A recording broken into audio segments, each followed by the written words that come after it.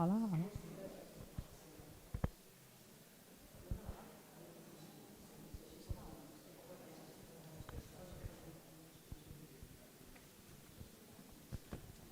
Posem-nos allà al mig.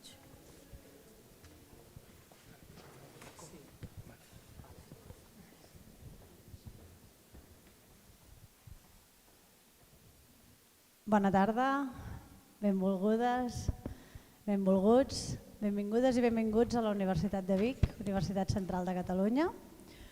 Us volem donar les gràcies per ser aquí, gràcies per venir en aquests dies, mestres, professorat, en aquests dies de final de trimestre, amb aquest inici de la primavera, amb aquestes jornades de portes obertes que tenim demà a la casa. Ha sigut un dia, ens hem adonat, a mesura que s'acostava la data, ens hem adonat que era un dia difícil. Així que moltíssimes gràcies per venir avui i sobretot demà, divendres, unes jornades que estan pensades per divendres a la tarda i dissabte al matí, amb aquest contínuum, amb aquest sentit que li hem volgut donar i que ara la Marina explicarà el per què. Molt bé, gràcies Laura. Bona tarda a tothom. Explicar-vos una mica molt ràpidament el programa que farem avui i ens posem en matèria de seguida.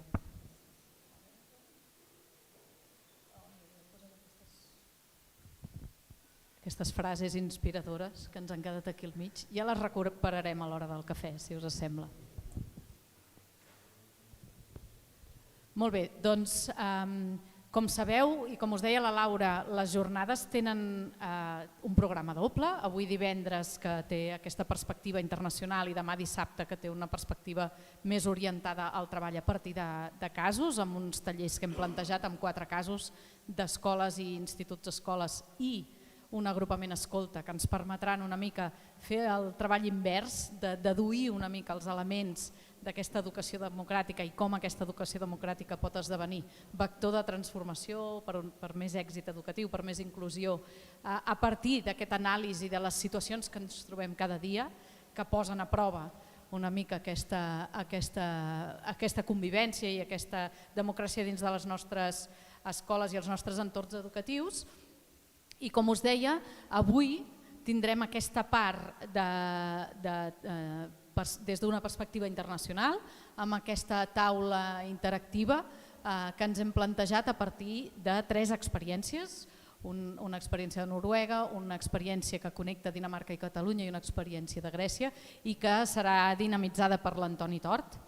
Però prèviament ens agrada molt que puguem tenir les aportacions i la benvinguda de les institucions que representen aquesta aliança que hem creat per dur a terme aquestes jornades, especialment amb la vicerectora de Territori i Compromís Social de la Universitat de Girona, gràcies per ser aquí, i amb el magnífic senyor Josep Aladi Baños, rector de la Universitat de Vic, que una mica acull també físicament aquestes jornades. Hem de disculpar l'absència de la senyora Anna Chillida, directora general d'Alumnat, que ens acaba d'enviar un missatge que finalment no podrà assistir per raons personals i per tant seguim endavant sense la seva aportació. Res més, convidar a la doctora Llach que pugi a parlar en nom de la Universitat de Girona. Moltes gràcies. Sí.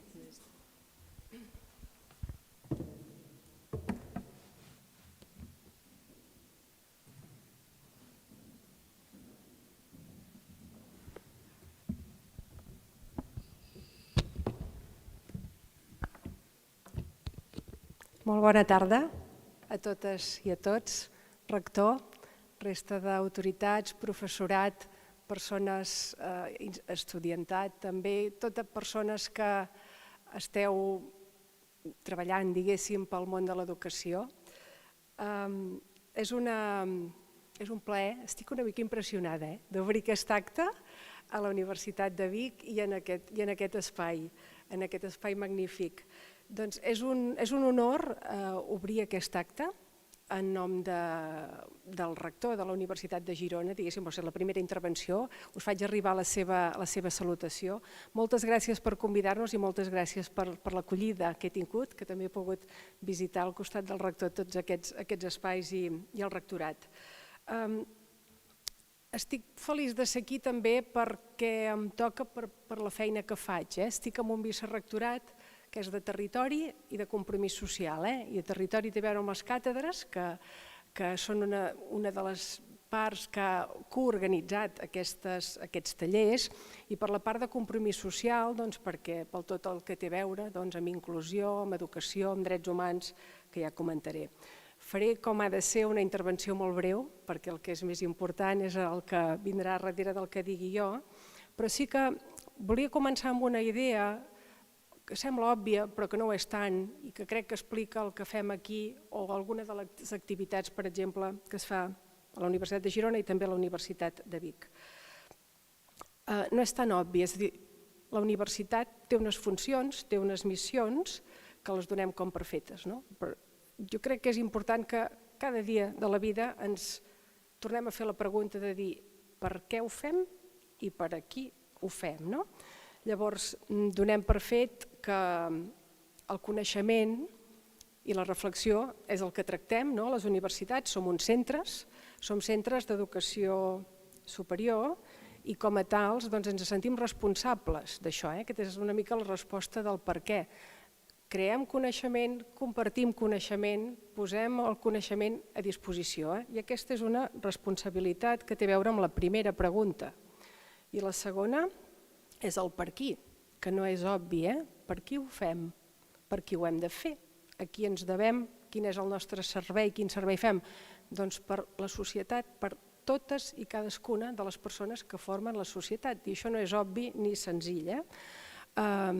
A través d'un projecte en el qual estem participant institucionalment, ara ens agrada molt parlar de compromís comunitari com a traducció del que seria el community engagement, de dir a la universitat hem de fer coses però no hem de fer coses sols, les hem de fer sempre, amb aliances, que és una mica també el que està passant aquesta tarda entre les universitats, entre Antígona, entre Catesco. Per tant, no estem aïllades les universitats, seria una trampa pensar que podem treballar soles, perquè ens estaríem oblidant d'aquest per qui, i aquest per qui l'hem de pensar cada dia. Amb aquesta idea, doncs, us volia comentar dos petits exemples. El primer, parlar del projecte de càtedres de la Universitat de Girona. Com veieu, us sortia abans, una de les entitats que organitzen aquests tallers és la Càtedra de Renovació Pedagògica Can Trona, de la Universitat de Girona. Les càtedres de la UDG, què són? N'hi ha 46. És aviat dit, a mi que em toca ser-ne responsable. És un gran projecte, més antic que la mateixa universitat. La primera càtedra té un any més que la Universitat de Girona. A l'any poden fer cap a 500 actes, més o menys ho recollim cada any. Uns 500 actes com el que està passant aquí ara. Però què és una càtedra? Una estructura, quedaria com lleig o trist, pensar d'una manera tan freda. Ens agrada definir una càtedra, que probablement les que teniu també aquí a la Universitat de Vic tenen una orientació semblant. Una càtedra és un acord entre agents universitaris i agents no universitaris que ens posem d'acord, que establim algunes accions per millorar, per beneficiar-nos mútuament. Per tant, aquestes 46 càtedres que estan escampades, què poden fer? Estar pendents, tenen un impacte, diguéssim, a tota la zona de referència. Escolten el que passa, veuen els problemes, veuen els reptes, veuen les necessitats. Són com una part que connecta. De càtedres d'educació, a part d'aquesta, n'hi ha 5 més a la Universitat de Girona, sobre pensament, tecnologia i aprenentatge creatiu, educació a l'aspecte autista, de l'educació física, de didàctica de les matemàtiques.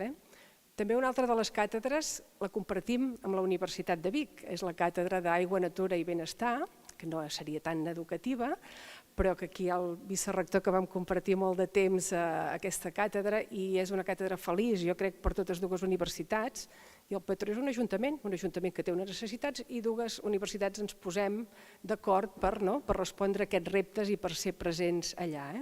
Per tant, Aquestes càtedres són una manera de respondre aquest per què i per qui. Una peça que sembla accessòria i que no ho és, perquè ens connecta molt fort i d'aquí surt docència, surt recerca i surten altres coses. I la segona idea que volia destacar d'aquell fil conductor inicial té a veure amb l'acte d'avui, amb el taller que comença avui.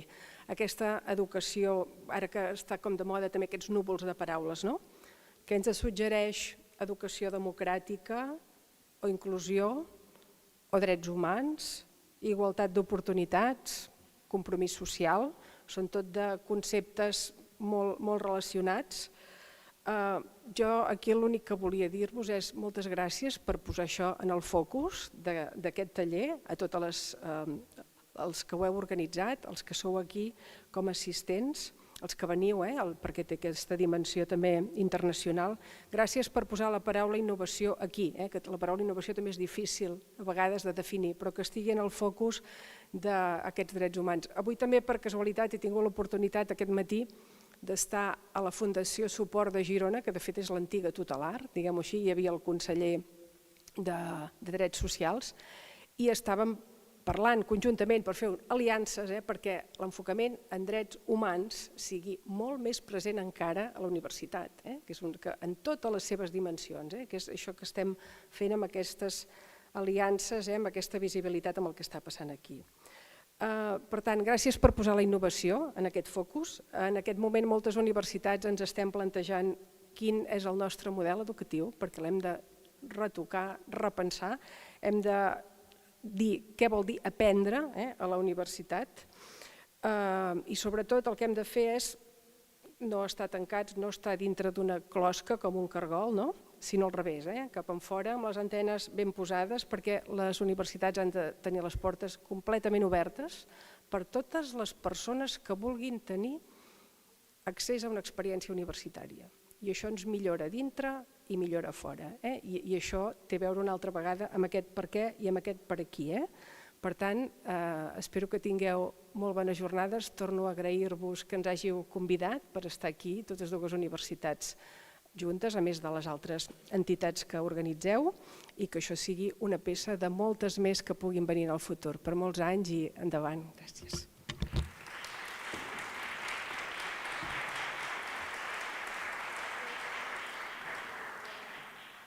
Magnífic rector, té la paraula.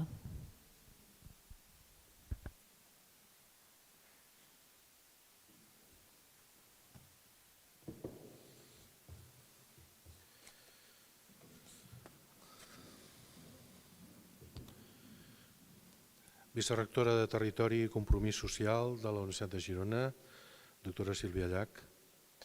Vicerector de Relacions Internacionals, Josep Bau. Professora Núria Simó, professora Laura Domingo, senyora Marina Gai, directora de Catesco, senyores i senyors. Vull donar-vos en primer lloc la benvinguda a la Universitat de Vic, Universitat Central de Catalunya, i a la ciutat de Vic. I ho faig amb aquest marc incomparable, com deien en temps passats al nodo, del paraninf de la nostra universitat. I ho faig amb la inauguració d'aquesta jornada d'Educació Democràtica, una assignatura pendent. Precisament a vostès, no cal que insisteixi en la importància del tema de la jornada, però sí que voldria adreçar algunes paraules en aquesta direcció. Fa alguns anys deia el recordat Nelson Mandela: "Education is the most powerful weapon which can be used to change the world." En català central diríem: l'educació és l'arma més poderosa per canviar el món. I més recentment, amb la mateixa direcció, deia el papa Francesc: pensar a l'educació és pensar en el futur de la humanitat. Com a rector, i especialment com a professor universitari, que al final és el que soc, assumeixo completament les dues cites. L'educació és una eina fonamental de les societats. Permet esborrar l'estultícia, encara que no tota. Desenvolupa el pensament crític i facilita el coneixement de la societat i especialment la comprensió del que som i per què ho som. I si em demanen que triï, em seria difícil escollir una de les tres afirmacions. Avui i demà es debatran en aquesta jornada temes especialment rellevants per a la construcció d'una societat més justa. S'analitzaran les experiències dels països del nord i del sud d'Europa. Es treballarà sobre l'educació inclusiva a través de la transformació educativa. Es presentaran dades sobre la contribució de la interculturalitat i la interseccionalitat amb educació i es debatrà sobre la contribució de la diversitat amb la construcció de la comunitat educativa. M'agrada escoltar que educar és molt més que ensenyar. Avui estava en un acte de la Fundació Albir, una escola de segones oportunitats a Manlleu, on es mostraven experiències personals de noies i nois exclosos de l'educació tradicional i que cercaven amb altres alternatives educatives el camí per evitar la marginalitat. Aquest és l'extraordinari valor de l'educació per canviar la vida de les persones i tot el que es dirà avui i demà segur que contribuirà a fer un món millor. Voldria també destacar el fet que 4 institucions s'hagin posat d'acord per organitzar aquesta jornada. Ja les coneixen. L'ONG Antígona, Catesco, la Universitat de Girona, tan propera en tantes coses a la nostra, la Universitat de Vic, Universitat Central de Catalunya. Davant de la tendència a la disgregació d'esforços tan pròpia del nostre país, aquest esforç només pot ser elogiat i més si la jornada es celebra a Vic. Finalment, vull destacar que aquesta magnífica jornada es faci a la nostra universitat. El seu compromís amb l'educació democràtica ve de lluny. I vull recordar als nostres visitants que els estudis universitaris d'educació tenen prop de 50 anys d'història a la nostra ciutat. És també per mi una satisfacció que la Universitat de Girona sigui coorganitzadora. Amb ella ens uneixen projectes passats i futurs de gran importància mútua. I res més. Dono la jornada per inaugurada. Gràcies.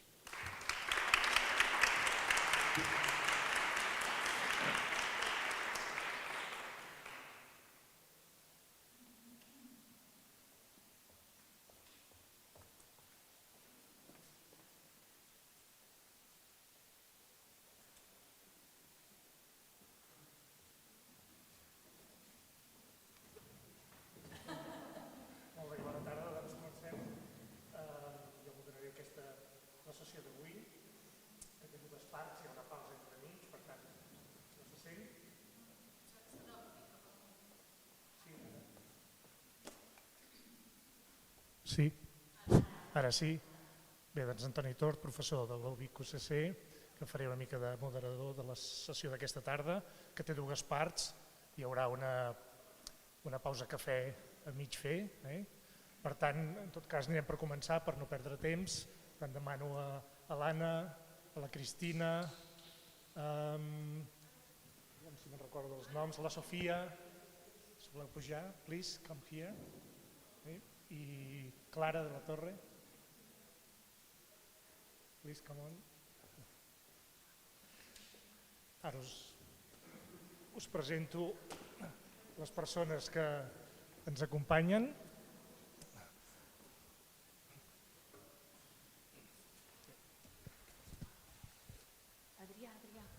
Adrià. Sí, a veure. Molt bé.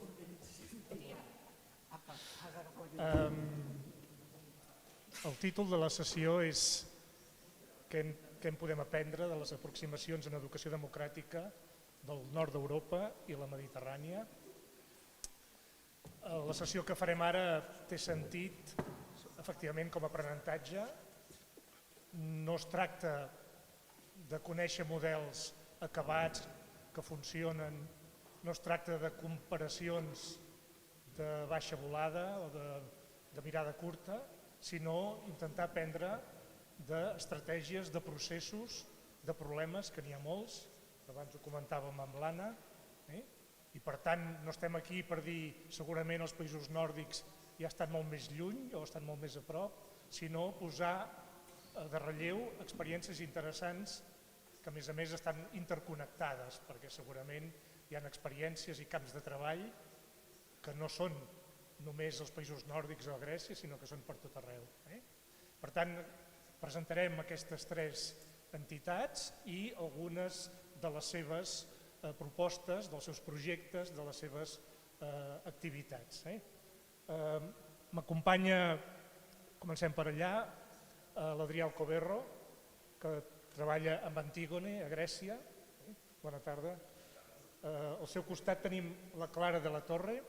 Clara de la Torre és d'Ecomón, Catalunya, que treballa amb NIT, que és una organització de joves o que treballa amb joves de Dinamarca.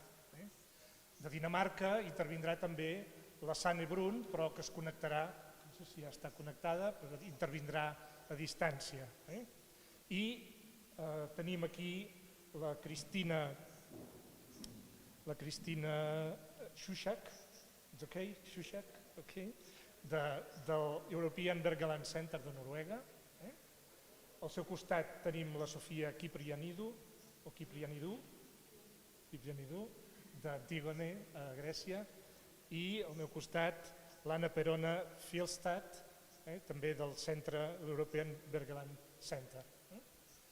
Com sempre passa en aquestes situacions, els temps són molt ajustats i breus, però intentarem que ens puguin explicar alguns aspectes rellevants de quina és la seva institució i què estan fent o quins aspectes han volgut destacar per la sessió d'avui. Deixarem després 2 o 3 minuts perquè comenteu la jugada entre vosaltres i després emprendrem una petita conversa amb els ponents i les ponents d'aquí dalt abans d'anar a fer el cafè.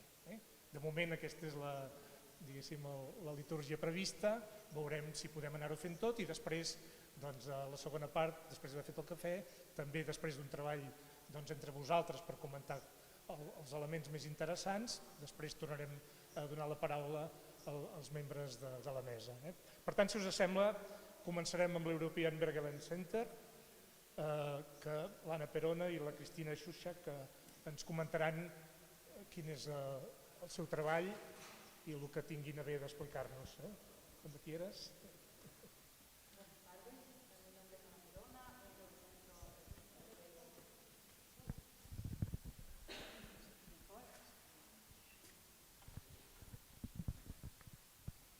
Can you hear me? No.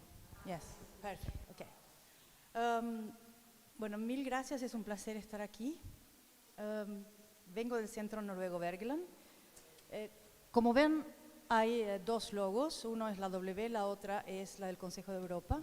Y fue porque nuestro centro fue creado con una colaboración entre el Consejo de Europa y Noruega para trabajar en derechos de educación, de derechos humanos, educación para la democracia, educación para el diálogo intercultural.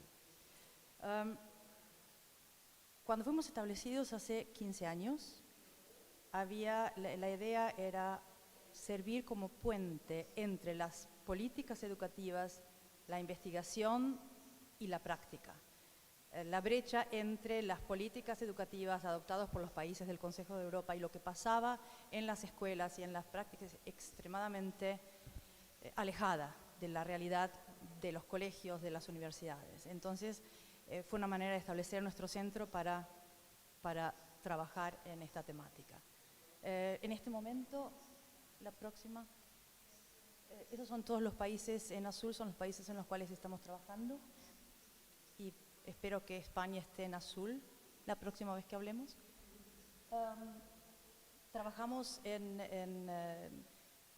todo el sistema educativo desde kindergartens, desde el jardín de infantes hasta las escuelas y las universidades, y siempre en colaboración con entidades educativas, con autoridades nacionales o locales, pero también con actores de la sociedad civil.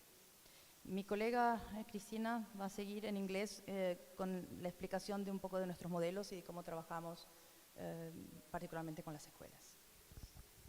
Muchas gracias, Ana. Cristina, cuando quieras. I will be talking more about the experiences of Ukrainian program, but we will also try to bring in other experiences of other programs in other European countries. I will be talking specifically about the tool for democratic school development, so if you're interested you can download it, the QR code is there. This tool was developed within the Ukrainian Schools for Democracy program, which started in Ukraine in 2015. And to give a little bit of context, when the European Wergeland Center started with this program, the idea of democracy in schools was still quite innovative and quite surprising, I would say. But approximately in the same time, the big school reform, the new Ukrainian school reform started, and the idea of democratization of school process and school governance became one of the main ideas of this reform. So to a certain extent we were starting with something innovative, but then we were able to feed in some of our experiences into countries' educational policies. So the tool we were using with our schools, so there are approximately 300 democratic schools which belong to this democratic school network in Ukraine, all over the country, and the idea of the tool was exactly as Anna said, to bring the philosophy, the idea of Council of Europe, of Charter on Education for Democratic Citizenship and Human Rights, the idea of democratic school, into very concrete, tangible aspects of school life. So to make teachers and to help teachers and school principals understand what does it mean to have democratic culture in schools. Because reading charter, reading all this abstract good document is a very interesting exercise, but only when you show school educational professionals how it can be implemented, what does it mean in their everyday practice, it can be realized and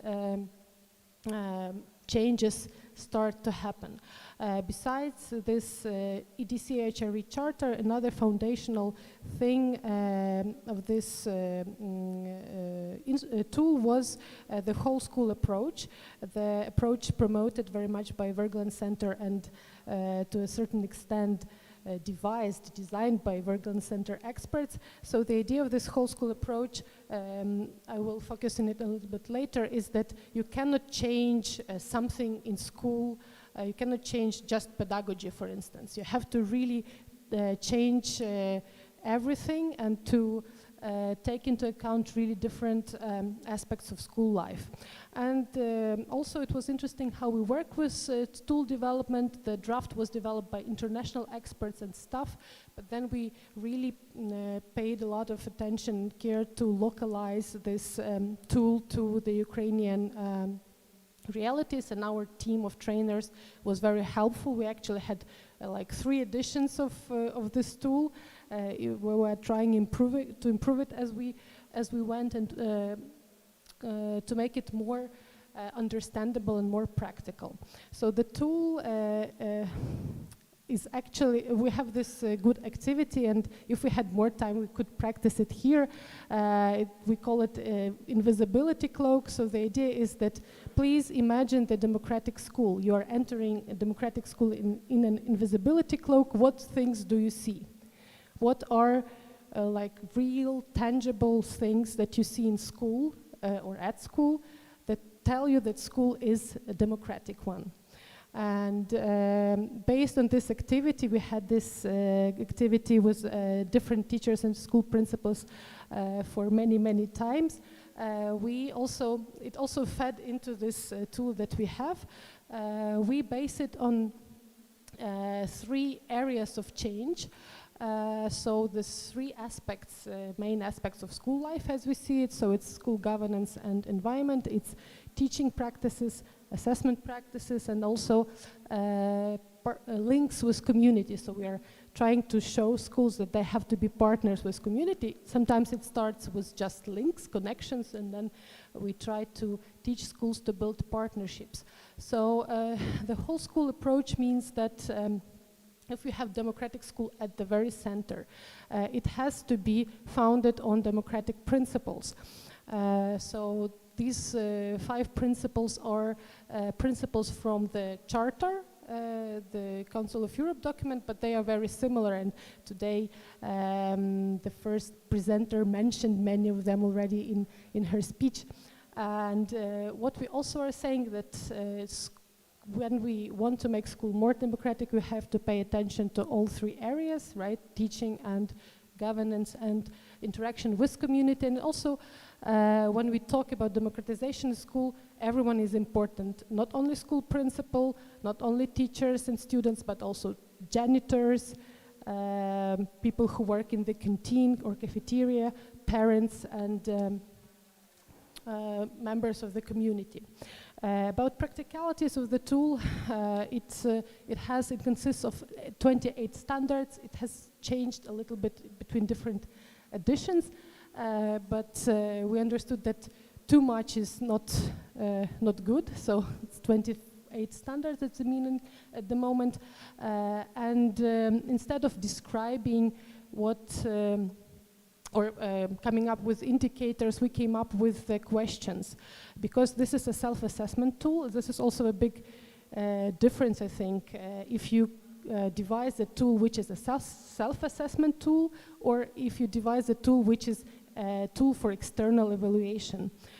So we went for self-assessment tool. So these are, we came up with the questions which guide conversation of the school team, which, as I mentioned previously, has to consist of students, parents, teachers, school administration, community representatives. And when talking about answering this question, talking about the issues described in the standard, they arrive at some picture of what the situation in their school is. And then they can decide at what level of standards implementations they are. But this is, from our perspective, that's a very technical thing. The main thing is that they have a conversation about 28 important issues for school democratization. And self-assessment is one good thing, but what happens after that is even more important, because after that schools, we ask schools, we help schools to choose several standards and to plan improvements in these standards, and then fulfill their plans, monitor their plans, look if they succeed or not, and have preliminary self-evaluation and then final self-evaluation in the end of the cycle.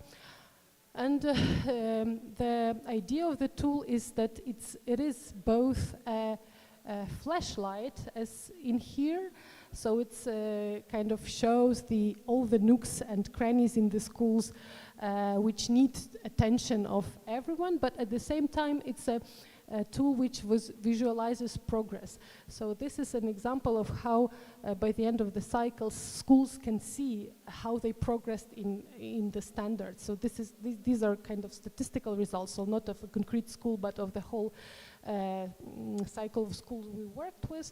And what was more important for us is statements like the one we have on slide, that using this tool gave sense of self-empowerment, of empowerment to everyone in school.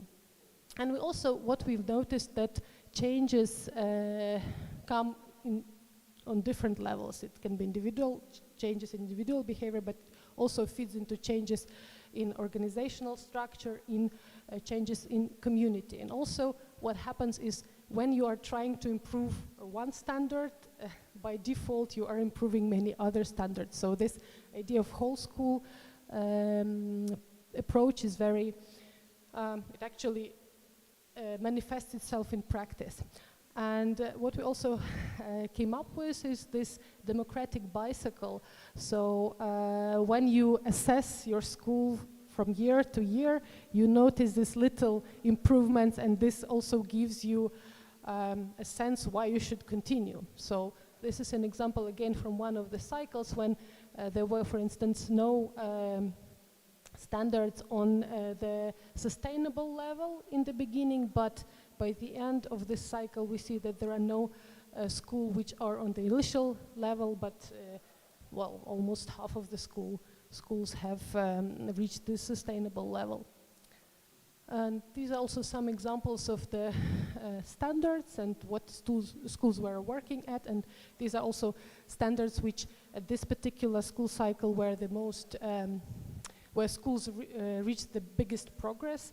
So for instance, in 0 schools, student self-governance was on sustainable level in this particular case, but by the end of the cycle, 45% of schools reported that their student self-governance reached the sustainable level. It's interesting to see also that the schools really like to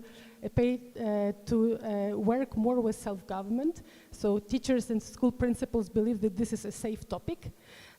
Let the children play, and let's not touch something more drastic or serious. But we also see that just focusing on schools, student self-government, school has to change. If they do it properly, if they really invest into changing school self-governance, everyone has to change.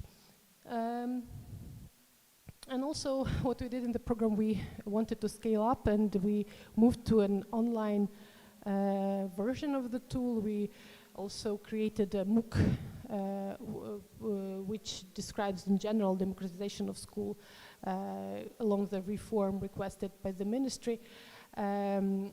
So we kind of, it's a bit of a pity because we lost this direct contact with schools that we had before this digitalization process. We also saw that this tool is interesting to teachers outside Ukraine.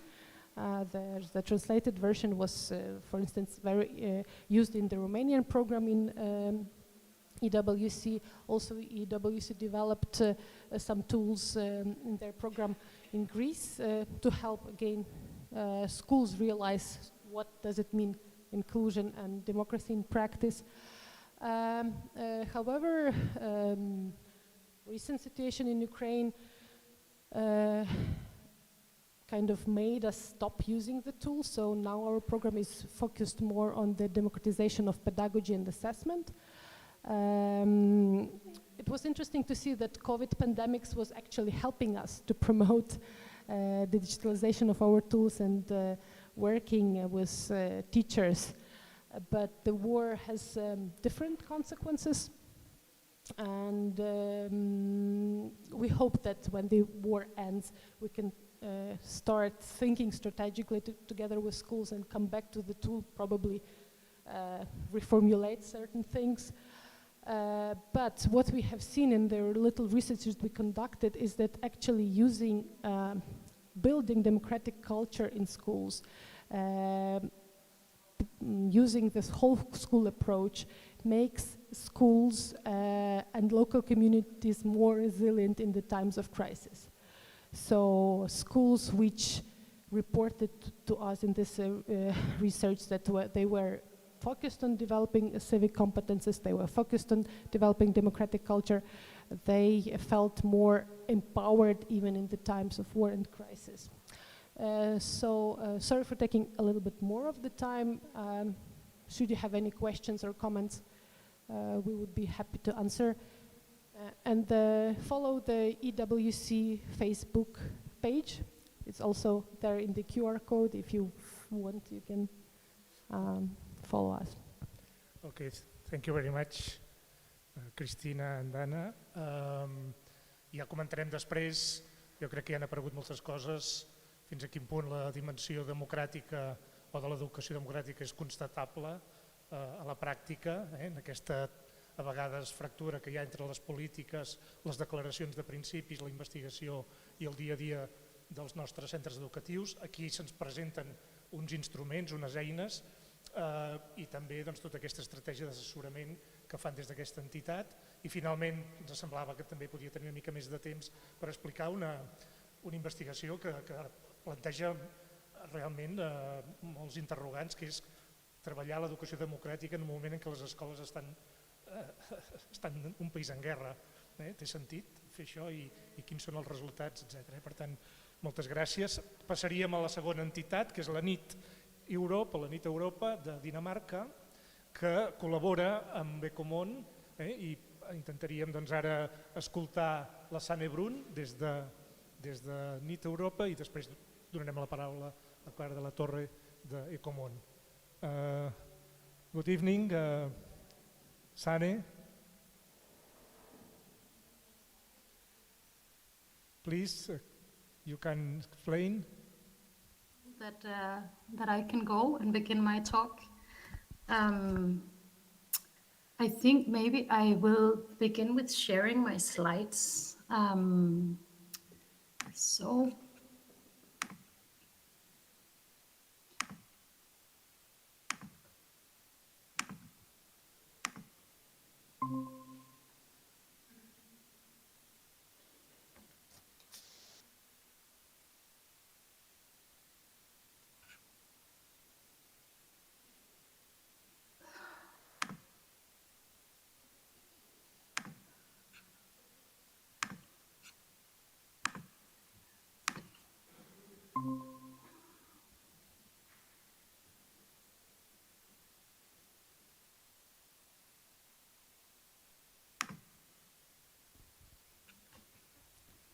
Okay, I think now it's on. I'm not sure if you can also see me, but at least now I can see that the slides are on. My name is Sanne Brun Hansen, and I'm Danish. I'm from Denmark, but I'm living in Barcelona and has been living in Barcelona for the last 4 years. I have been invited to make this small talk because at the moment I'm leading a project that's called Young Europe, Sustainable Democracy Builders. And I know that you also have Clara de la Torre with you. So I'm sure that her being represented, you will also be able to ask her questions, and I'm sure that she will also be able to talk about her experience in this project. A bit about myself. I have a master's degree of political science from Copenhagen University, and I'm a teacher of primary and secondary school. Previously, I have been a political advisor in the Danish Ministry of Education, and nowadays I'm a board member in Nyt Europa, that is a Danish NGO that is working together with Ecomón, the Catalan NGO, on running this project on Young Europe. I want to begin with say a bit about the purpose of the project. So why did we begin this in the first place? When we were thinking this project, it was in a time of COVID, and there the purpose was to make Young Europe sustainable democracy builders. It has been like a way to be able to mobilize European youth from all regions of Europe and enable young people to engage in European issues. The goal has been to develop the SDGs and the new narrative for Europe and the youth goals, mainly the goal 3, 4, and 10, together with young people, and to make these catalyst framework as a platform to build back a better and more sustainable Europe from a youth perspective.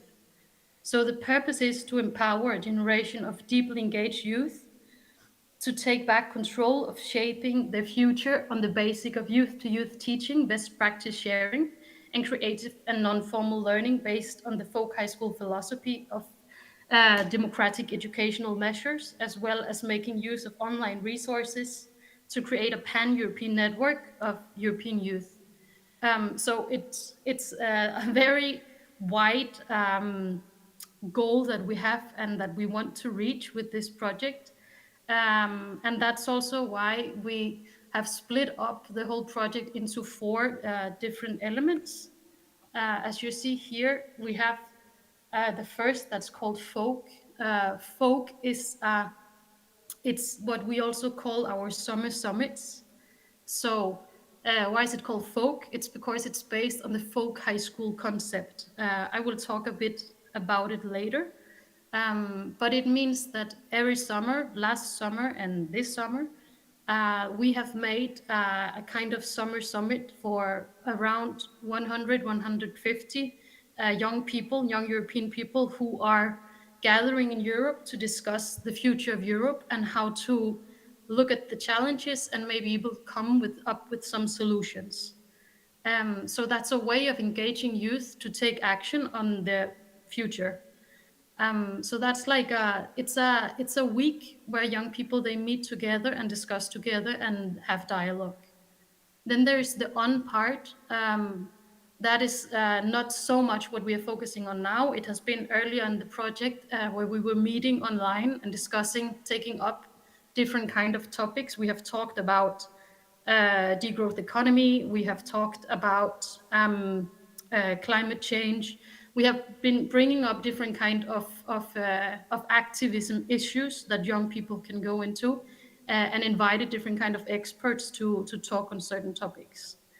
Then there's the ACT part, that is like a kind of study trips that young people, they meet across Europe. So in different big cities in Europe, they meet up and they investigate, they learn from the political culture in the country that they're visiting. And they meet up with both politicians, stakeholders, NGOs, whatever is relevant for them and their work to talk with. And then there's the last part, that is the voice. That's something that we work more on in the end of the project. It's a way for the young people to be able to take all their knowledge and all the things that they have been working with out to real life, and share in different kind of panel discussions or open speeches around Europe and share their knowledge. And for example, last year, we had, no, not last year, 2 years ago, we had young people who have both been having longer talks with Ursula von der Leyen, and we have also had a group of young people who were meeting with Angela Merkel. So we actually have had success in really making our young people meet the top of the top and share what is their visions and what is their ideas. Yeah. Then I want to say super briefly, as brief as possible, to introduce you a bit to this folk high school concept, because it's something that goes way back, and actually nowadays it's the way that the whole Danish educational system works. Everything is based on folk high school philosophy. It was first presented by the priest and poet, politician, Grundtvig is his name. It's the first guy on this picture. So it goes really way back. He created the notion of people's enlightenment, in which people, they engage in lifelong learning, gaining the enlightenment that he considered was necessary in order for people to be able to participate as responsible citizens in a deliberation and about the society. Yeah, you can say that Grundtvig's ideas are the fundament and the basis of how we think and how we do education in Denmark, and also in other Scandinavian countries. Actually, we have like the purpose paragraph of the schools and educational institutions. In all of them are written words like democratic citizenship, respect, and learning from minorities, building up strong communities. All this is like, it's like central headlines when we talk about education. Then later on, there was like the theologist, Hal Koch, who was also a folk high school teacher. But he argued that democracy should not be restricted only to represent people in political institutions such as the parliament, but it should also embrace participation by citizens in process of deliberation about the common good. So these perspectives are the core of the folk high school today, and it's the philosophy in its key feature of how we are training and how we are educating on a folk high school that we are doing in this project, and also like education work in general in the Scandinavia. Then I just took a few keywords because, of course, there's a lot to say about how to engage young people and how to teach democracy. And this is just taken a bit from myself and my experience working in this field. But I think one of the most important thing to take is that when we work with democracy, we have to develop it all the time. We have to put it up for discussion. We have to discuss, even be brave to discuss, is democracy the right way? What do we think about democracy? What works, what's not working? Because that's the only way that we can engage in the democracy. So it has to be something that we can shape all the time. It's not like something that's there and we can learn about it and that's how it works. It's only a democracy if it's something that's for all of us and something that we can engage in and have a voice in. And that's also about this with the diverse engagement. It's important that the engagement is not only from one group of society, meaning the group of society that is us who talk the loudest, or us who take political education, but that it happens also in the small communities of society. And strong communities, that's something that you can build everywhere. You can build it in a classroom, you can build it in a school, you can build it in a country.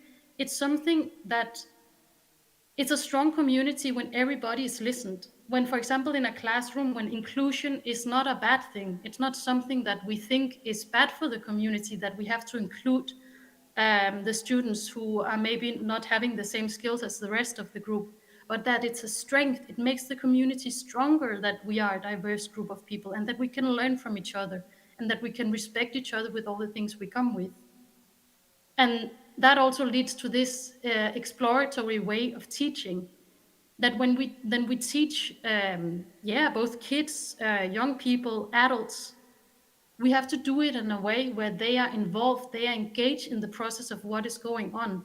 It's not like there's a teacher telling that A and B equals C. I mean, it's not a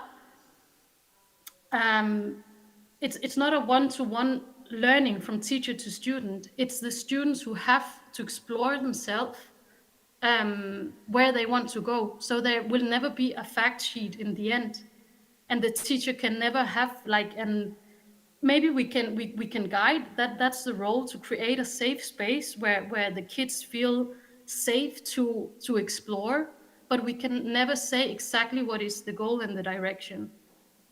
And then this thing about curiosity, because curiosity, of course, it's something that we create when we explore, then we get curious, but we also have to be empathic curious. So the curiosity is not only coming from ourselves, it's also coming because we are in a community with different kind of kids. And we're curious about also what's going on socially. So now this student is looking like this. Why is he reacting like that? So it's also talking about all the social skills when we talk about democracy. Then I have put the word social sustainability. It was just a way to say that we talk about sustainability in many fields, of course, mainly about when we talk about climate and green engagement, but sustainability is also a social skill, and it's lying in when we are talking about democracy and teaching democracy and how to engage. It is a social sustainability. It is the only way that we can continue being curious in each other and curious to create strong communities. I think I will leave it there because I'm going over time. Yeah, okay. Then I just wanted to end up with this small quote. I love it. It's from a young European. It's a Danish guy who said this a few years back, and I'm always coming back to it because I think it illustrates so well the challenge that youth is in, and I think it also leads up to the answer that is engagement. I will just read it out loud. I dream about a time where all the stuff I like to do doesn't feel like guilty, provocative skip actions in the long-term project that is my being. And I think it's just a beautiful quote because I think so many young people are struggling with this feeling that what they're doing in the school, what they're doing in their work, in the activities they do after school, whatever, everything is something that you have to. It's not a lot of it that just feels like you and like you're going on a track in your project that is your being, that is your life. And I think that the answer is youth engagement. So many people talk about self-realization, that this is what every people wants, and I think you cannot realize yourself if you're not part of a community and if you cannot engage yourself in a community. Well, I will stop here, and I'm sure that Clara, you will follow up. Okay, thank you very much, Clara.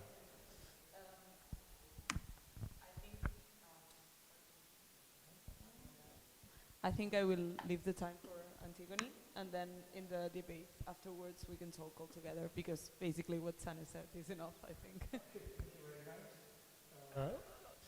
Una altra entitat, aquí vinculat a tot el treball amb joves, ja comentarem amb el temps que ens quedi fins a l'acabament de la sessió.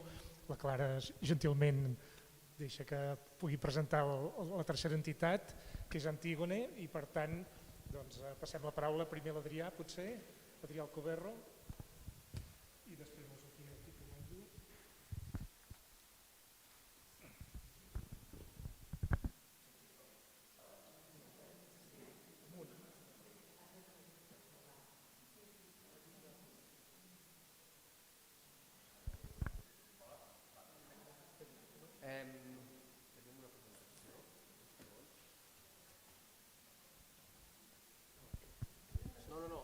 Funciona, el que no funciona és la... No, el...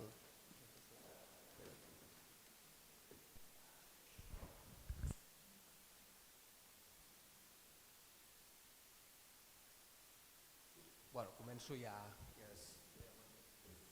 Bueno, us explico qui som una mica. Som Antigone, és una organització que es va... Hola, ara? Val. Antigone, som una organització que es va fundar l'any 93 de Tessalònica, neix del moviment ecologista de Salònica, o sigui que és una organització que neix directament de la mobilització política de la ciutat, i a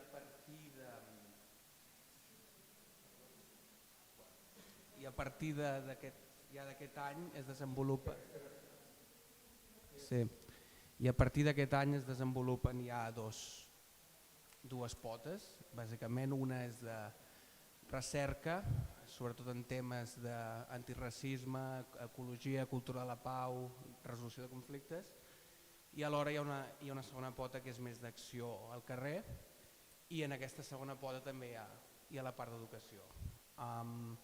Durant tots aquests anys hi ha hagut sempre la millor connexió que hi ha hagut entre la recerca que hem fet i els diferents projectes europeus que hem participat també amb l'entorn acadèmic, universitats i altres organitzacions.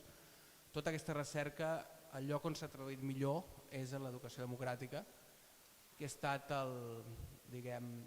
la connexió perfecta entre tot aquest món, si volem, més acadèmic, més de recerca, i la presència al carrer, i la presència a les escoles i a l'espai públic. I aquí és on la Sofia, ja li passo la paraula perquè ella ha estat treballant sobretot a les escoles. I la nostra idea ja un cop hem estat a les escoles, el que resumiria millor en l'essència de la feina que ha anat fent Antigone aquests anys, seria això. Democràcia d'un concepte, un procés. I això és el que us he explicat ara ja, ho podem passar. I ara ja li passo la paraula a la Sofia.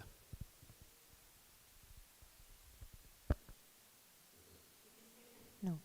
Yes, yes. Okay, thank you. We are an NGO, and in Greece it's really difficult as an NGO to go in schools. So at first we would like to present you the difficulties generally in Greek public schools. So as you can, may I? Yes, and you can change, because it's difficult to see what are you seeing. Okay. No time for activities related to human rights, to inclusions in the program of schools. Strict framework, the Greek schools are really closed the community, the other community. It's really hard to get to enter the schools. Experiential and not formal education is the way that we work in Antigone, and I think is the way to make the people understand more. And the first step, for example, for the teachers, working with the teachers, it's to realize what they are thinking about all these issues.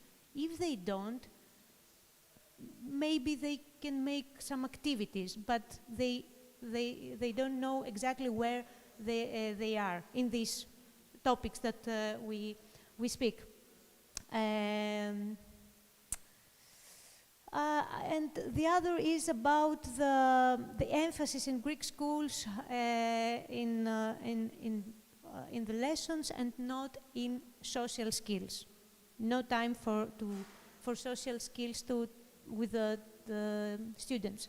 And of course, the last one, and I think it's the key for our meeting, for us as Antigone, it's less time spent in meetings and decision makings, because if we want to speak about democracy, I think that it's not a word, it's not a good, very interesting and important meaning, it's a process.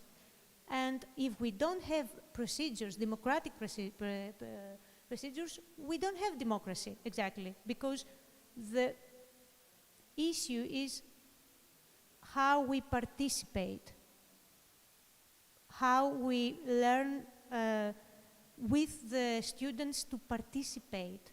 We have to ask someone if we would like to include the students in the school life.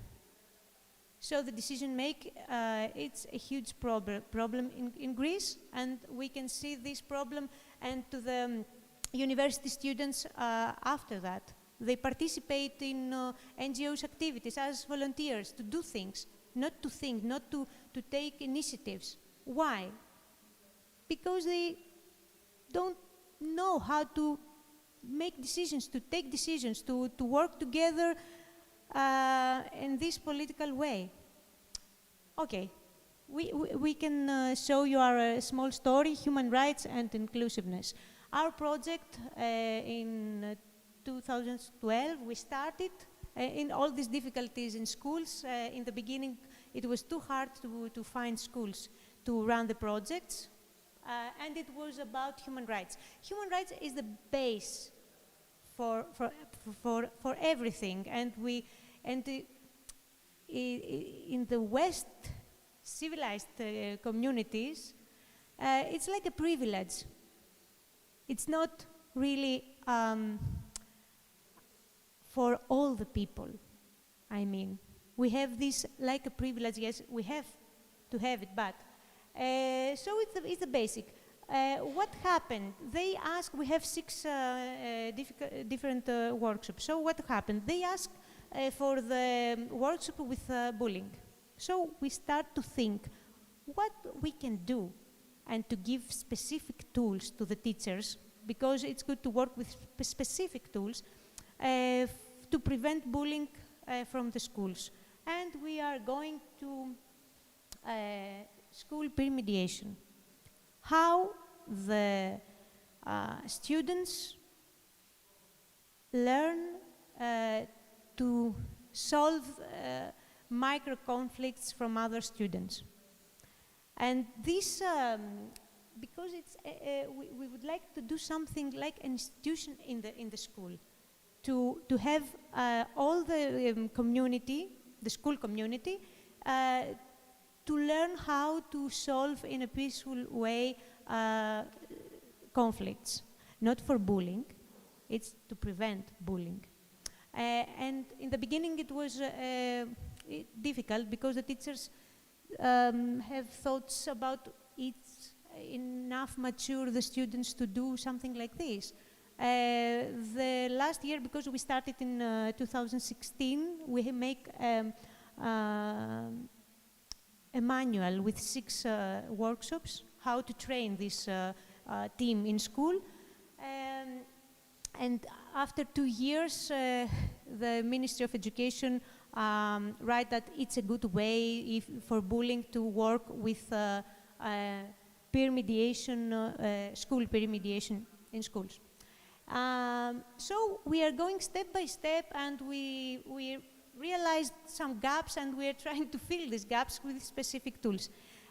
School peer mediation is something that really works, because it works and in a way that the teachers can learn a different way to solve some conflicts, not this peer mediation, but as a teachers.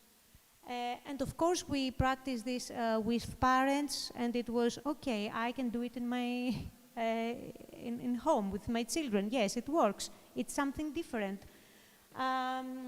And after that, we're trying to see about what we can do with conflicts, and we can go to the other managing controversy. And we found 2 projects with Council of Europe. The first one, we translate the manual. It was really good, and we are trying to make it to transform it for the Greek schools. And the other one that we make, another one, in this how to teach and managing controversy in schools. And it was in a holistic way, and we see that the activities and what the directors of the school, because it's important, the board of the school, to make some decisions and to do something all together, because in Greece we have a huge problem with this. The teachers are not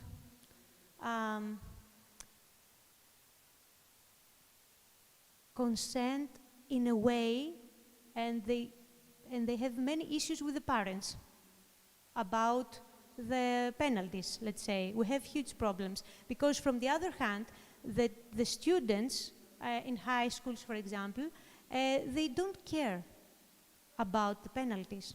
So we have to be strict and more strict.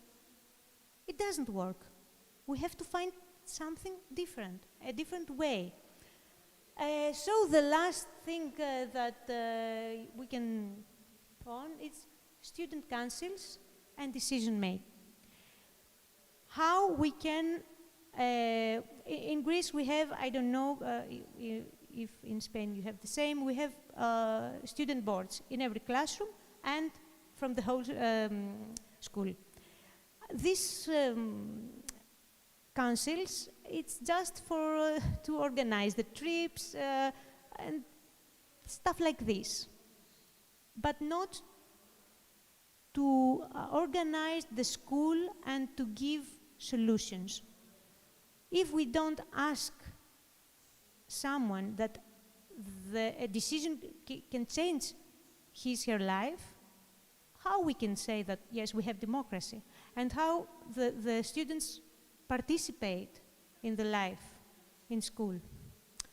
So now we are working more in school boards, and another plan is how we can make networks, school networks in every municipality, We are trying to start a pilot because it's important all the society, all the community work in this way, in this direction.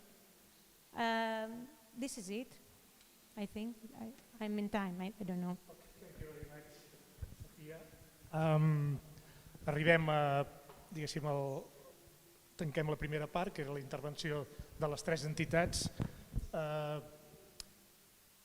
Des de l'organització proposàvem que ara deixem 3 minuts perquè comenteu així de manera informal, la gent que teniu al costat, alguns elements que us semblin interessants o perquè després els podem aprofitar a la segona part, i també teniu a vostra disposició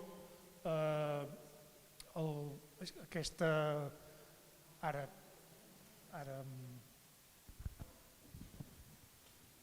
aquest mapa de paraules Mentimeter que podeu fer servir per projectar paraules que per vosaltres siguin significatives d'aquesta primera part. Mentre feu això, si voleu, doncs ho aneu fent, o comenteu la jugada. Potser demanarem als membres de la mesa si volen afegir algun comentari més. If you want add some comment for the end of this part, the first part, about the explanations of our colleagues. I don't know if you want to comment some aspect.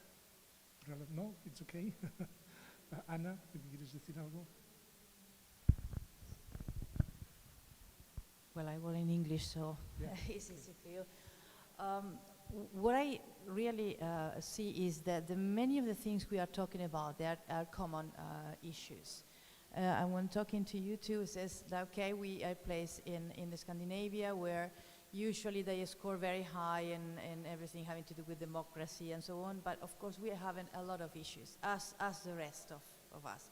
And there is a lot to learn from experiences and how to engage young people. What I see in many places is this association between what young people think about democracy and as something very theoretical.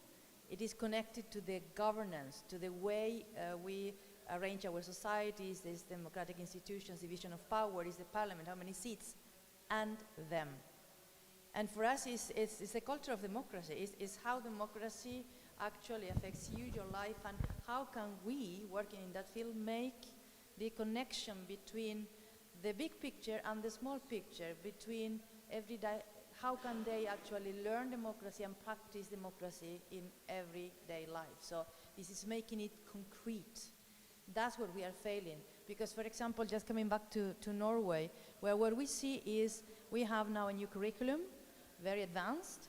Democratic citizenship is one of the three pillars of the system. And then we have a special subject called democratic citizenship. Who chooses this? Very good intellectually advantages girls, because they like to study, and it's seen as a theoretical subject. We are missing out if half of the population doesn't think this is interesting, because it's not about me. And I would like to end with once we ran a big project at Utøya, the island where the attacks were 10 years ago. And I have a quote from a 15-year-old who says, well, I thought that democracy was this boring thing politicians were discussing in parliament. I understood now that it's about me, and I can really make a difference. So that's where our challenge is, how to make this closer to everyday lives in the kids and to understand it is about me, because it matters if I engage or not. Okay, thank you, Anna. Una mica jo crec que la intervenció de l'Anna i també la intervenció dels representants d'Antígone, que no he comentat res com a moderador, en el sentit de dir és interessant que una ONG que treballa amb les escoles ens plantegi alguns elements de dificultat de les escoles que ens són molt propers, no? De manca de temps, que creiem que no és rellevant en funció de les matèries més ortodoxes del currículum, etc. No?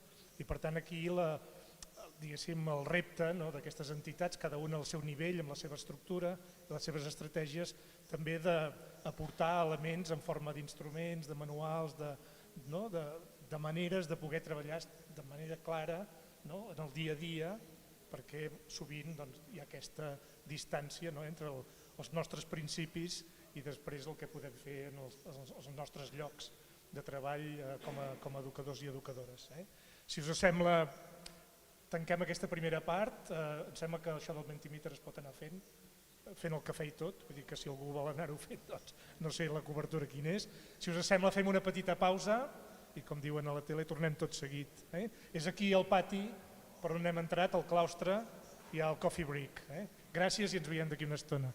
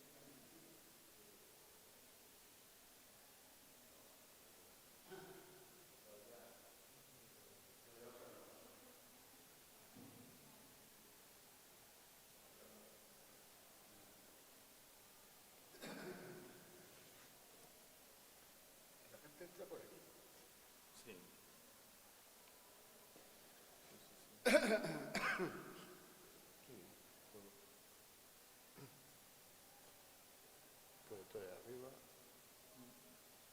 Yo creo que los reflectores los han puesto allí. Vale.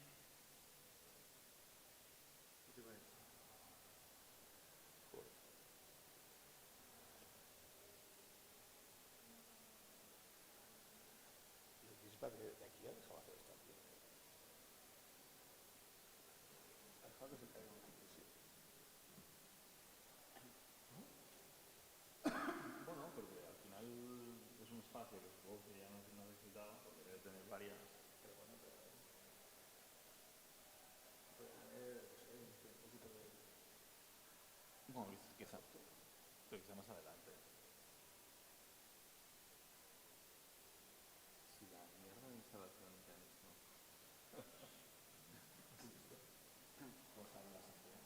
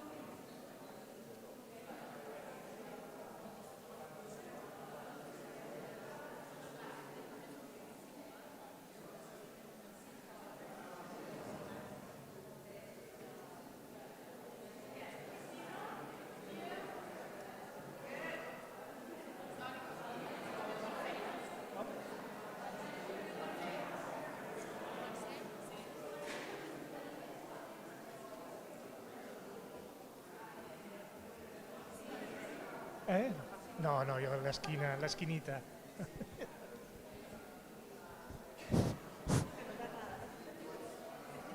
No, ara que pregunto... Sí, som-hi?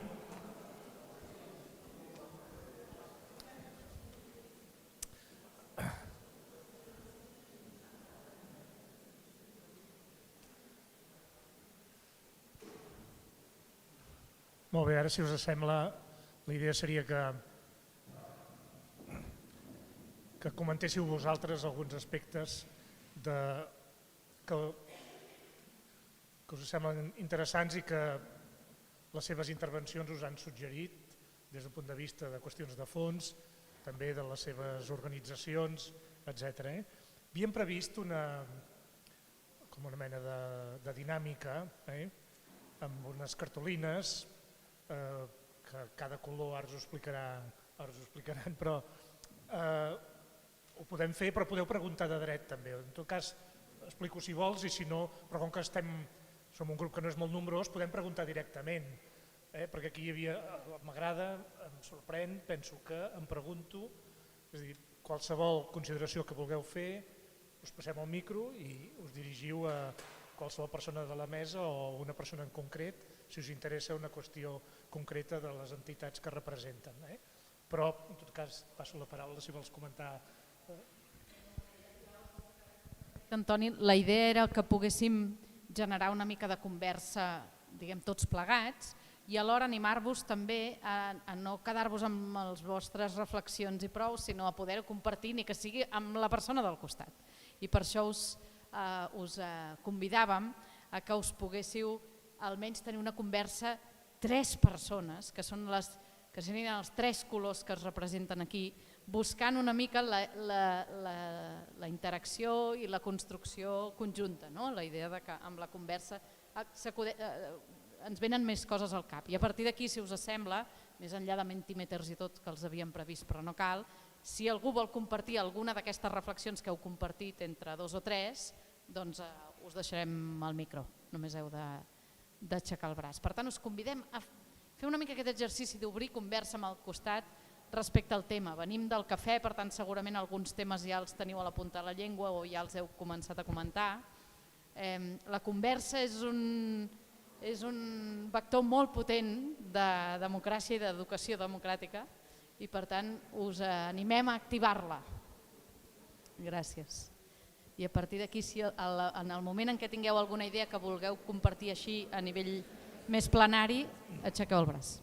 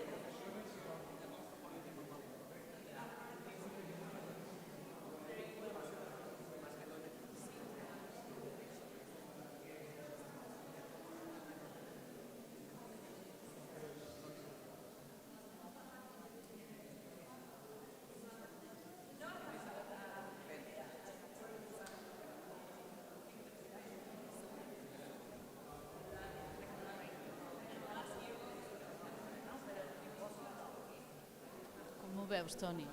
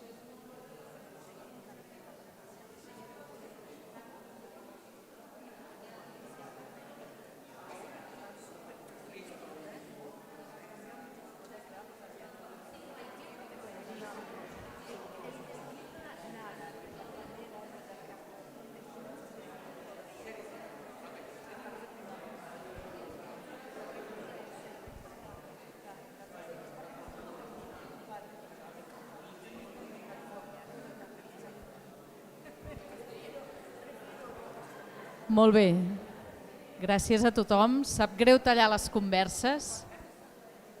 Hi ha un ambient molt bonic en aquests moments i jo me l'estic carregant, però forma part també de la democràcia seguir els tempos establerts i les expectatives establertes.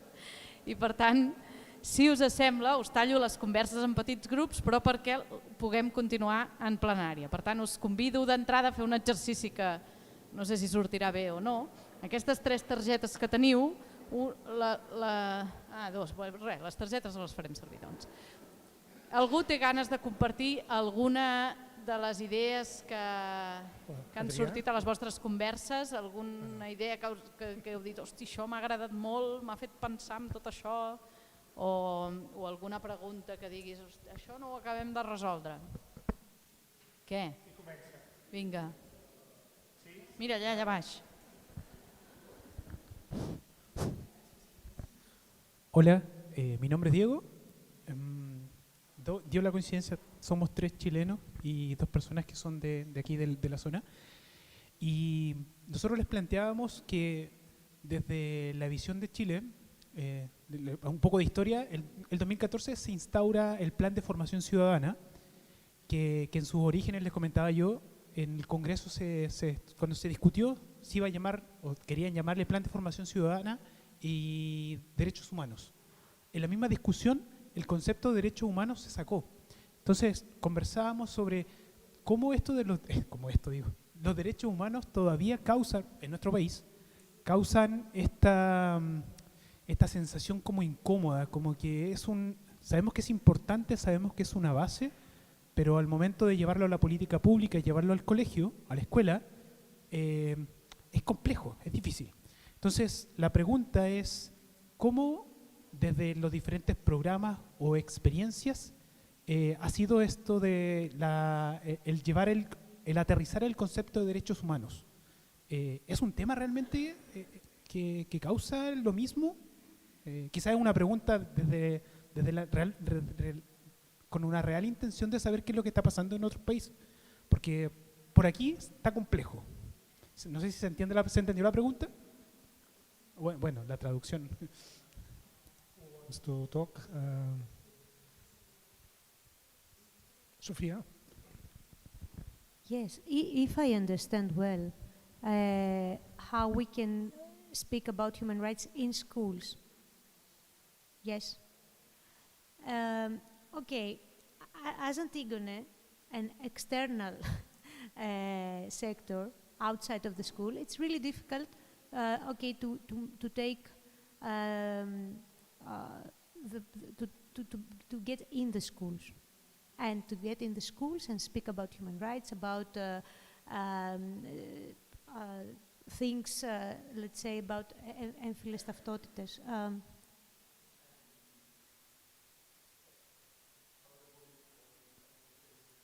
Political about a lot key, let's say, issues, yes, it's too difficult. So the way that we are doing our programs, it's something that the children, the students, speak about the content.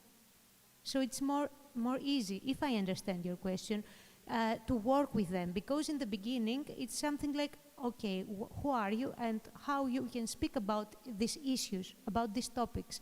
So the way that we are doing these workshops with non-formal education is like games and things that the students express themselves about these topics. And of course, we put our boundaries about these issues. They can say whatever they want, or if they say something that it's racist or whatever, we have to make the frame, and the frame is the human rights.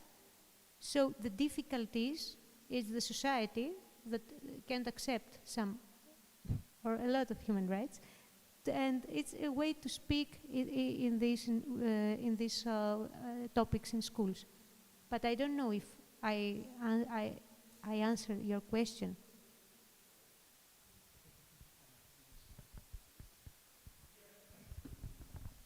¿Aló? Sí. Sí, pero bueno, quizá es un poco más profundo, o quizá igual tengo mis propias respuestas a la pregunta, porque nosotros en el país estamos viviendo un momento igual complejo socialmente. No sé si saben, pero hay probablemente un cambio de constitución que partió desde una revuelta popular, y justamente ahora están saliendo toda lo político que muchas veces estuvo escondido, estuvo relegado, y la política provoca este tipo de cosas. Así que no, thank you. No, también como tu compatriota del otro lado de los Andes, en todos los asuntos que tengan que ver con derechos humanos o educación ciudadana son en muchos lugares muy controversiales. En algunos países no se puede, hablamos de derechos humanos, pero solamente de los económicos o los sociales o los culturales, pero no de los políticos, porque eso no se puede. Y en otros lugares, o sea, eso es algo que en la mayoría de nuestros países, porque hay un racismo estructural que en muchos no está trabajado todavía. Entonces, por ejemplo, es súper importante trabajar con los docentes no solamente en la parte principal, pero ayudarlos a que se atrevan a tratar estos asuntos difíciles y controversiales en las aulas. Es lo que decía Sofía con Teaching Controversial Issues, el manual del Consejo de Europa. Hay muchísimos asuntos que son muy difíciles, que están en la sociedad, que entran en las escuelas, y los docentes no tienen ni el conocimiento, o piensan que no lo tienen, o la seguridad de poder tratarlos porque es demasiado difícil y no se atreven. Entonces, ayudar en esto, y eso es una tarea para las universidades, realmente tratar y dar capacitación para que se atrevan a tratar todos estos temas y se aprende a discutir y dar un marco para que los niños, los jóvenes aprendan a discutir en un ramo democrático. No estar de acuerdo necesariamente, vamos a estar en desacuerdo, pero esa es parte de la democracia, pero que podamos hablar y que podamos hablar los unos con los otros, que es la situación de Chile, que es la situación de Argentina y demás. Está todo tan polarizado que no hablamos más, es imposible. Entonces eso es una tarea de las escuelas, es una tarea de los docentes, y las universidades y las entidades que forman docentes tienen que realmente tratarlos porque se está haciendo cada vez más difícil.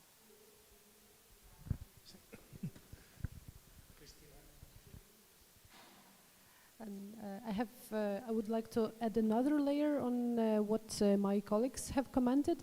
In Ukraine, discussing human rights at school is also a little bit controversial, now less controversial than it was. When the European Vergland Center started working in Ukraine, it was after a couple of years of more authoritarian president that we had, which led to this revolution of dignity.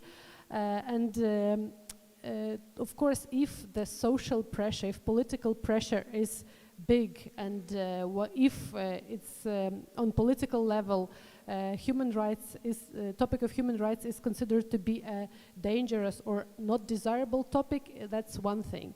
But another thing that we witnessed, even if it's not undesirable politically, for teachers, discussing human rights often means that their rights are kind of counterbalance with children's rights. So when we are talking about human rights, we are talking about also teachers' rights. And in Ukrainian case, what helps is showing that the rights come from the needs, that they are not just, you know, imaginary whatever things, but they come directly from needs. When teachers and students establish this connection, then it's possible to proceed. And also what I would say that it's important to talk not only about human rights, but the culture of human rights, because human rights at some point becomes a very, what we have, in Ukraine we have some NGOs, like watchdog NGOs, who treat this issue very seriously, and they make it very technical, too technical for schools and teachers at some point. So our solution was to talk about also culture of human rights, when everyone is respected, when everyone is given voice, when everyone can be themselves. And this is like these two things, as I said, rights come from our needs, and building the culture of human rights, these two things help in Ukraine. I don't know how it can it help in other countries, but... Sí, jo també volia dir una cosa al respecte d'això, que és que molts cops en aquestes converses surt molt el verb parlar, no? Parlar de drets humans, parlar de democràcies, com parlar de democràcia a les aules, i crec que en concordança amb el que deien elles i amb el que deia abans la Sofia, molts cops és més aviat el modelatge el que cal, no? Si volem que la nostra educació sigui democràtica, més que parlar de democràcia, el que hem de fer és realment delegar i creure en la democràcia, no? I aleshores donar als nostres alumnes, per exemple, o als nostres professors, no? Depèn de quina escala s'estigui plantejant, la possibilitat de prendre decisions que siguin, com ho he dit abans, no? Que tinguin un efecte real en les seves vides i que siguin importants, i ara també ho comentava la Cristina, no? Que siguin una necessitat i que vinguin de la necessitat. Crec que això és molt important i penso que en l'experiència que estava explicant abans la Sane, de la qual jo vaig ser participant, jo va ser una de les coses que més em vaig emportar. Jo ara estic aquí com a representant de Comón, però sobretot com a participant de les activitats de Comón. I en tant que participant, o de Nit Europa. I en tant de participant sento que tinc una responsabilitat. I bé, penso que això, que molts cops a vegades no és tant com quina unitat didàctica o quina situació he de plantejar per parlar de, jo què sé, per exemple, igualtat de gènere, sinó predicar amb l'exemple i donar la possibilitat a les persones a les quals ensenyem de practicar-ho una mica. Gràcies, Clara. Alguna altra intervenció? De fet, aquesta ja quasi bé ja engloba tot, amb el com i el què i el per què, però aquí, Albert. Hola, bones. Gràcies a tots els ponents. Primer un apunt. Jo crec que el més important sobre els drets humans és dir que no es compleixen, és a dir, no són universals, perquè no s'estan complint. Mentre hi hagi algú que pateixi gana, no visqui en pau, etc., el més important és denunciar que no es compleixen per començar a pensar com aconseguir que es compleixin. Més que retòriques sobre què és el dret humà, és que no s'estan duent a terme, però bueno, això a part. Jo sí que volia demanar o preguntar o reconèixer l'experiència interessant que s'ha explicat sobre aquestes trobades a l'estiu de joves per parlar del futur, i també volia una mica posar l'atenció o preguntar, perquè s'ha mencionat que havia unat a parlar amb la Ursula von der Leyen, etc. Però clar, tenim un problema quan promovem participació, implicació, moviment democràtic, i després allò que decideixen els joves, per exemple, topen amb l'administració que no permet allò que s'ha decidit en un procés participatiu, com va passar al meu barri, de fer un skatepark, doncs diu no es pot fer. Aquesta relació amb la institució, en un context a més que les institucions sembla que estan per una altra cosa més que per aprofundir en la democràcia, com es gestiona això, i també m'ha interessat molt que parlàveu de com donar eines per l'activisme, que és una cosa importantíssima ara mateix en un context de regressió democràtica. Darrerament hi ha hagut estudis sobre la baixada de qualitat democràtica a nivell global. Doncs com donar eines, no per arribar a presentar un document en una institució que segurament es perdrà i acabarà sent paper mullat, perquè això ho hem vist moltes vegades, sinó com realment activar, actuar, intervenir, incidir d'una forma que es tradueixi en transformacions reals per la vida d'aquests joves i de tots nosaltres. Aquesta relació problemàtica amb la institució i amb què no tot acabi quedant en portar allò, el que hem decidit els joves durant mesos i ho acabem explicant al Parlament. Bueno, que els interessa és que s'acompleixi, no? Llavors una mica això com... Si podíeu explicar una mica més. Moltes gràcies. D'acord. Jo penso que aquí, de fet, estic molt d'acord amb tu, i de fet és un problema que veiem fins i tot a les escoles, fins a quan diem participació de l'alumnat i després l'única cosa que decideix l'alumnat és gairebé la decoració dels passadissos. És un problema que passa en totes les institucions a nivells molt diferents, penso.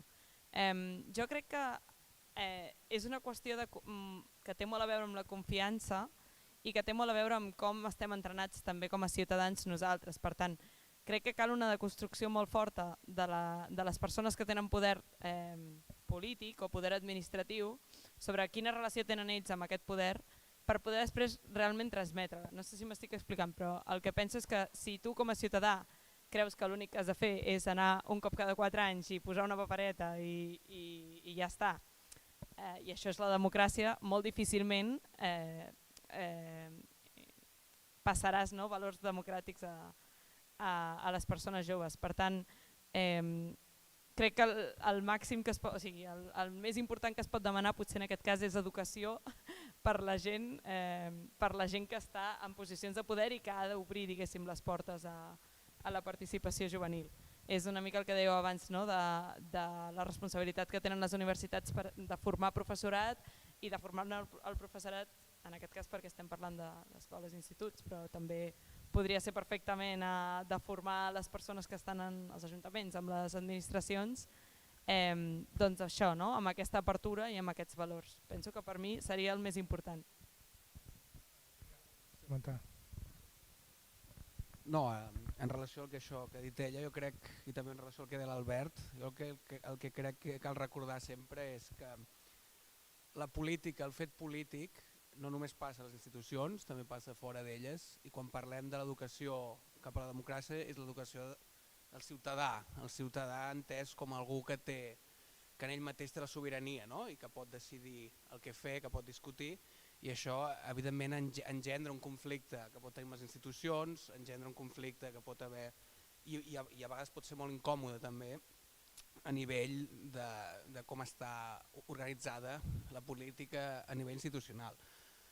I tornant amb el que deies tu, doncs jo crec que és important entendre això, que si tu eduques els nens a les escoles a tenir iniciativa, això molt sovint pot xocar amb les institucions, però això és part del joc, i un no ha de tenir por a xocar amb les institucions, per mi, en aquest sentit, perquè l'única manera que els índexs democràtics del que parlaves tu tornin a pujar i que la gent estigui interessada en això és veure que realment pot tenir un impacte, i per tenir un impacte moltes vegades es xocarà amb les institucions. Això passa a Catalunya, però també passa a molts altres llocs del món, i crec que és important intentar entendre que fins i tot elements que estan en lleis com els drets humans, que estan reconeguts, són un fet polític, que ha costat per molta gent molts anys de lluitar-hi i s'han de continuar preservant en un sentit polític. I quan no es respecten s'ha de denunciar i no simplement perquè està escrit es respectarà.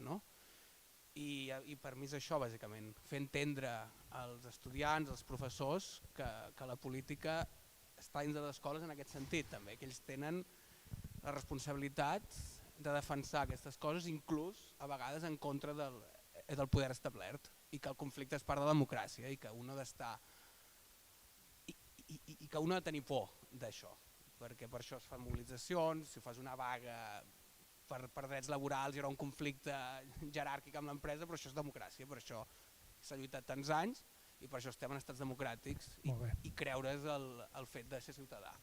Jo crec que seria això. Perfecte, gràcies.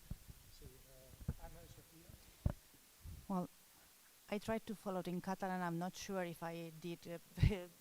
I tried anyway. Two things.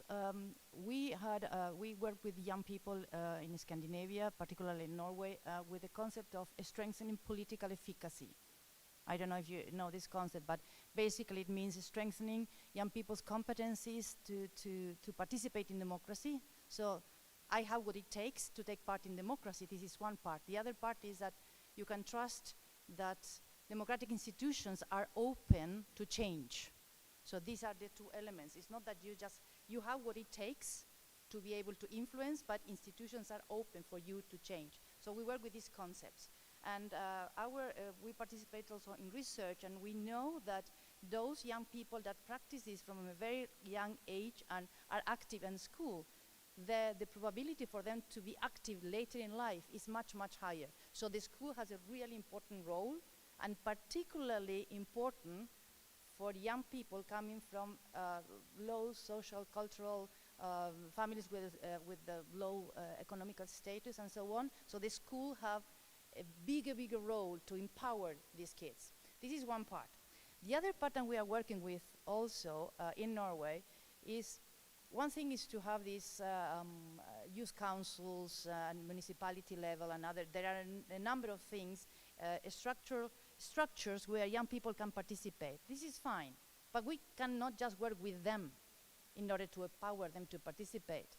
We understood we need to work with the young adults that are dealing with the young people at the municipality, because they need to be trained on how to really listen to young people and to engage them. So you don't have the situation where they say, well, we want to participate, but they don't take us into account seriously. So that's the other part that we understood. We need to work with those adults that are in charge of these structures with young people.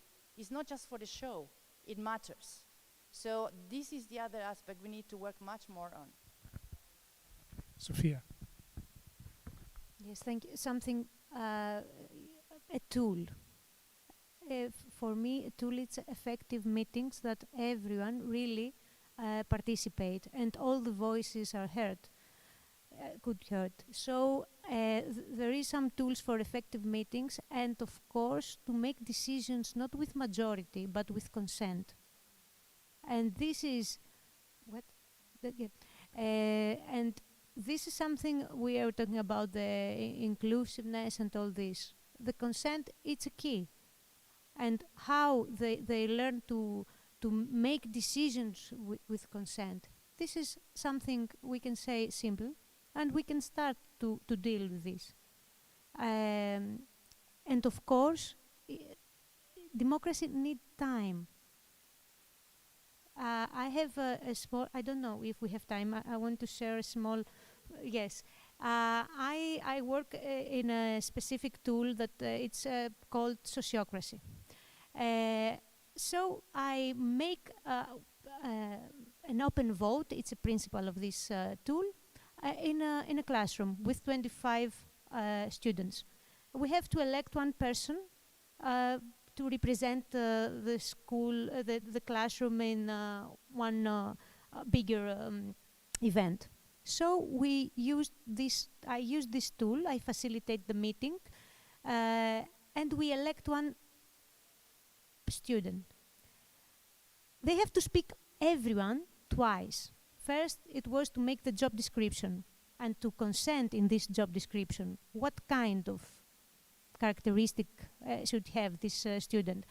They consent, everyone, they make the proposals, and yes, we have the job description about this role. And then we have 2 times to speak about who they proposed, because we didn't have candidates. Okay, no one can say, I can do it. No, everyone could be elected twice. We did it, and we have the results in 45 minutes. Wow. And the next hour, I asked them, how was the procedure? The most popular kids, students, the influencers, said, okay, we can just vote and finish, and it's okay. The most shy and students say, wow, it was right. It was fair. We can express ourselves. This is the situation. This is the situation.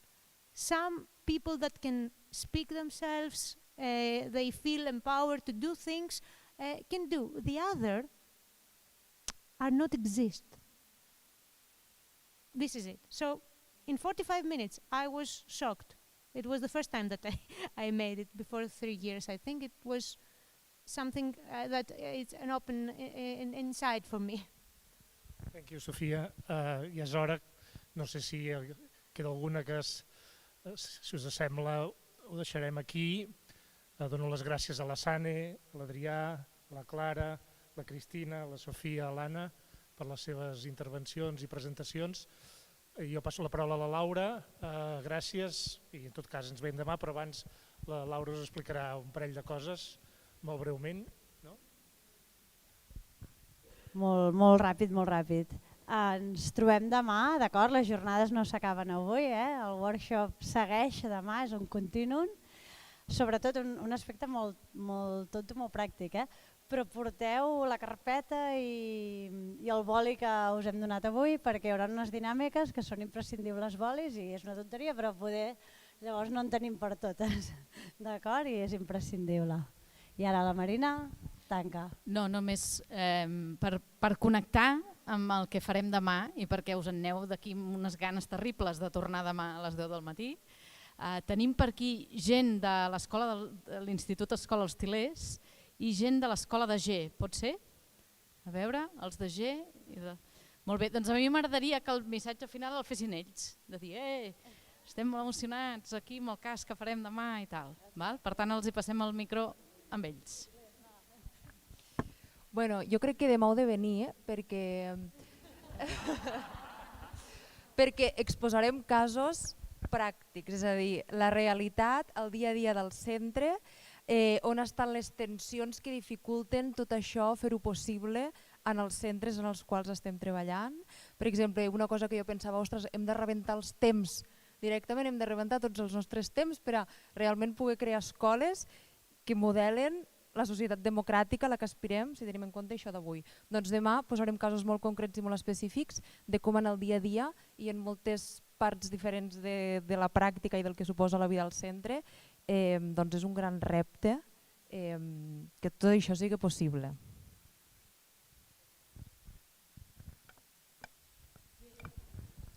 G tanca, però després d'aquesta intervenció és com una mica difícil afegir alguna altra cosa, m'ho ha posat molt difícil.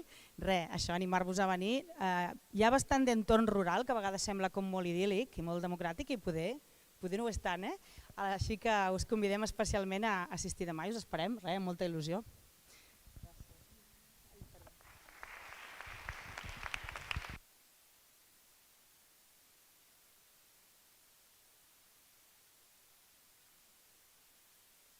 Bona nit a tothom.